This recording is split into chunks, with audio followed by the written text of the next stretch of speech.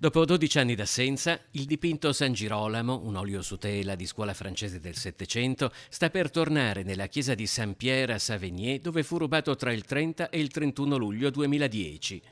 Per rivederlo a Venezia sono arrivati anche sindaco e vice sindaco della cittadina francese.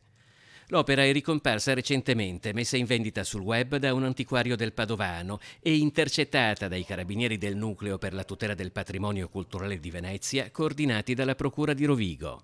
E non riusciamo ancora oggi a capire bene se è passata e da quante mani è passata. Sicuramente è stata ricettata e riteniamo che la stessa abbia viaggiato per lo più in questi 12 anni in Francia, forse per 11 anni, 10 anni. Dopodiché è stata acquistata da un italiano, un antiquario, presso una casa d'asta lionese, in maniera assolutamente regolare, lo voglio sottolineare, e quindi poi crediamo noi che la fine dell'avventura illegale di quest'opera sia terminata proprio in Italia.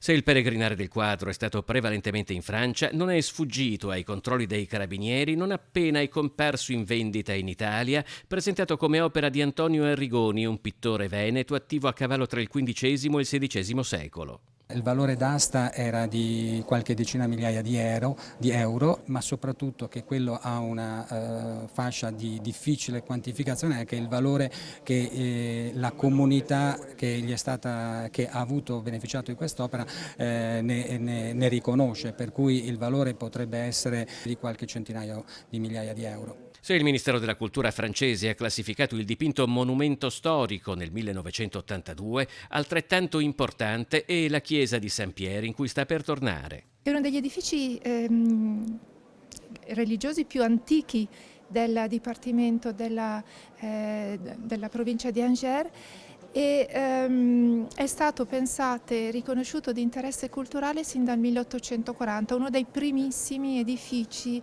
riconosciuti come monumento nazionale in Francia.